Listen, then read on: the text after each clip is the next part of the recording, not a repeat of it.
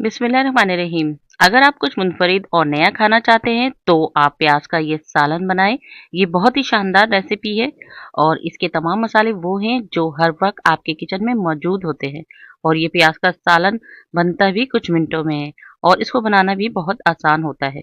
अस्सलाम वालेकुम, tasty food with Salma में आपको खुशामदीद। तो चले मज़ेदार जायकों के जहान में, जहां आज मैं बना रही हूँ प्याज का मज़ेदार और चटपटा सालन। जिसके लिए हम लेंगे 15 से 16 अदद छोटे प्याज। प्याज को मैंने छील लिया है और अच्छी तरह से वॉश भी कर लिया है। और अब मैं आपको बताती हूँ कि हम ये प्याज को छीलने के बाद क्या करेंगे। ये देखिए, ये प्याज का वो हिस्सा है जहाँ पर जड़ें होती हैं और ये बैक साइड का है। इस हिस्से से हम प्याज को कट लगाएंगे। इस तरह से एक कट लगाया, फिर हम इस तरह से अपोजिट साइड में एक और कट लगाएंगे। इसी तरह से हम सारे प्याज को कट लगा लेंगे। और ये प्याज बहुत छोटी-छोटी प्याज होती हैं और ये खाने में इसका जायका भी बहुत अच्छा और बहुत ज़बरदस्त सा होता है। और अगर हम इस प्याज को बहुत अच्छी तरह से बनाएँ तो ये बहुत ज़बरदस्त बनता है। मैं इसकी एक ख़ास चीज़ आपको दिखाना चाहूँगी। ये देखिए, इस जगह से जड़ होती है प्याज के अंदर, तो इसको आपने ज़रूर निकालना है।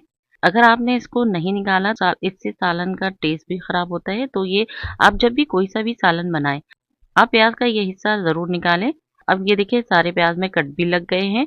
अब उसके बाद मैंने एक बाउल लिया है और इस बाउल में मैंने पानी डाला है और पानी हम इतना डालेंगे कि प्याज इसके अंदर डिप हो जाए। अगर हमें ज़रूरत होगा तो हम बाद में मज़ीद पानी भी डालेंगे। उसके बाद इसमें मैंने 2 खाने के चम्मच सफ़ेद सिरका डाला है और डालकर इसे अच्छी तरह से मिक्स करा है। और मिक्स करने के बाद अब हम प्याज को इसके अंदर डाल देंगे।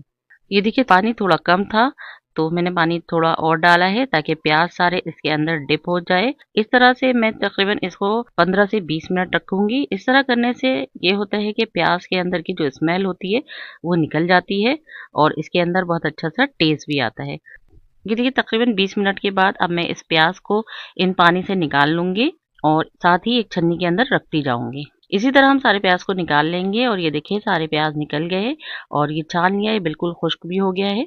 उसके बाद मैंने एक पैन लिया है और उस पैन में मैंने 3 खाने के चम्मच सरसों का तेल डाला है।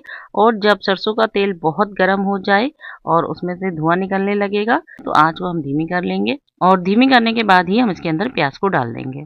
सरसों के तेल को बहुत अच्छी तरह से गरम करना बहुत ज़रूरी होता है।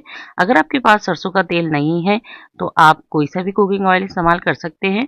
एक साइड से हम तकरीबन प्याज को 3 मिनट फ्राई करेंगे और आंच दरमियानी रखेंगे। और जब इसमें थोड़ा सा गोल्डन सा कलर आना शुरू हो जाएगा तो ये देखिए, इस तरह से हम प्याज को पलट देंगे और बिल्कुल इसी तरह से 3 मिनट तक हम दूसरे साइड से भी फ्राई करेंगे।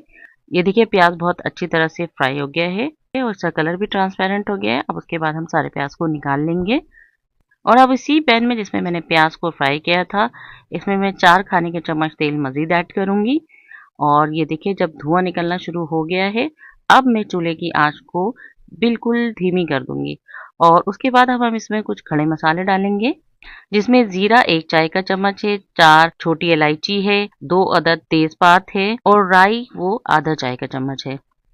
ये सारे खड़े मसालों को हम तेल के अंदर डालेंगे और डालने के बाद हम इसे सौते कर लेंगे। इसमें मज़ीद चीज़ ऐड कर लेंगे, जिसमें अदरक लहसुन का पेस्ट है 1 खाने का चम्मच हम डाल लेंगे और इसे भी अच्छी तरह से हम मिक्स करेंगे। अदरक लहसुन को मैंने अच्छी तरह से मिक्स कर लिया है। ये देखिए, अब मैं इसमें 2 अदद बड़ी हरी मिर्च डालूंगी, उसमें से थोड़ा-सा मैंने बचा लिया है और इसे भी हम इस मसाले में मिक्स कर लेंगे। मिर्चें भी अच्छी तरह से इसमें सौते हो जाएँगे तो अब हम इसमें टमाटर का पेस्ट डालेंगे, जिसे मैंने 3 अदद मीडियम साइज़ का टमाटर लिया था और उसे मैंने ग्राइंड कर लिया था। आप चाहें तो टमाटर को बारीक चॉप करके भी डाल सकते हैं, लेकिन टमाटर को ग्राइंड करके डालने से इसका जो ग्रेवी बनती है बहुत स्मूथ टेक्सचर होता है, बहुत क्रीमी सा टेक्सचर बनता है। और अब हम टमाटर को बहुत अच्छी तरह से भूनेंगे ताकि इसके अंदर का जो कच्चापन होता है वो खत्म हो जाए और इसकी ग्रेवी बहुत अच्छी तरह से तैयार हो जाए। और टमाटर को भूनने की पहचान वैसे ही है जैसे मसालों की होती है, यानी कि तेल अलग हो जाएगा और इसका मसाला अलग हो जाएगा। ये देखिए, टमाटर कितनी अच्छी तरह से भुन गए हैं। और इसके बाद हम इसमें वो प्याज जिसे हमने सौते किया था उसे हम डाल देंगे। प्याज को टमाटर को ग्रेवी के अंदर डालने के बाद इसे अच्छी तरह से हम मिक्स कर लेंगे और अच्छी तरह से मिक्स करेंगे। याद रखिए कि आंच यहाँ पर मैंने बहुत तेज नहीं रखी हुई है, धीमी आंच पर हम इसे मिक्स करेंगे। और तकरीबन इसे मैंने 2 मिनट तक अच्छी तरह से मिक्स किया है। इस स्टेज पर इसमें मैंने तकरीबन आधा चाय का चम्मच नमक डाला है और नमक आप अपने टेस्ट के हिसाब से डालें। जब प्याज अच्छी तरह से मिक्स हो जाएगा तो हम इसमें कुछ पिसे हुए मसाले डालेंगे, जिसमें धनिया पाउडर 2 चाय का चम्मच है, हल्दी पाउडर आधा चाय का चम्मच है, जीरा पाउडर आधा चाय का चम्मच है, काली मिर्च पाउडर आधा चाय का चम्मच है और लाल मिर्च पाउडर भी आधा चाय का चम्मच है। इसको हम इस प्याज के अंदर डाल देंगे और डालने के बाद हम इसे बहुत अच्छी तरह से मिक्स करेंगे। जब भी हम मसालों को डालेंगे आँच को हमें धीमी कर लेनी है, वरना मसाले जो है वो जल जाएँगे। ये मैं बार-बार आपको बताती हूँ। तकरीबन मैंने इन मसालों को 1.5 मिनट तक भूना है। उसके बाद मैंने इसमें तकरीबन 1 कप पानी डाला है और पानी डालने के बाद इसे बहुत अच्छी तरह से हम मिक्स करेंगे और मिक्स करने के बाद इसको मैं ढक दूँगी और ढक कर इसे मैं 10 मिनट तक धीमी आँच पर पकाऊँगी, ताकि सारे मसाले प्याज़ के अंदर अच्छी तरह से एब्ज़ॉर्ब हो जाए और प्याज़ भी हमारी थोड़ी सॉफ्ट हो जाएगी। प्याज हमारी बहुत अच्छी तरह से सॉफ्ट भी हो गई है और मसाले भी तकरीबन भुनने के करीब आ गए हैं। ये देखिए मसाले अच्छी तरह से भुन गए। जब मसाले अच्छी तरह से भुन जाएंगे तो इसमें मैंने आधा चाय का चम्मच गरम मसाला पाउडर डालेंगे और इसमें फेटी हुई दही, ये मैंने 5 खाने का चम्मच डाला है और दही डालते वक्त आंच बिल्कुल आपने धीमी कर लेनी है। और दही डालने के बाद मैंने इसमें 1 चाय का चम्मच कसूरी मेथी डाला है और इन तमाम चीज़ों को मैं बहुत अच्छी तरह से मिक्स कर लूँगी। ये देखिए इस तरह से आपने बहुत अच्छी तरह से मिक्स कर लेना है। अब देखिए कितनी अच्छी तरह से ये हमारी ग्रेवी भुन रही है और ये अब करीबन पकने के करीब आ गई है। तो इसमें मैंने 2 खाने के चम्मच हरा धनिया डाल दिया है और अब मैं इसे दम वाली आंच पर तकरीबन 5 मिनट तक पकाऊंगी।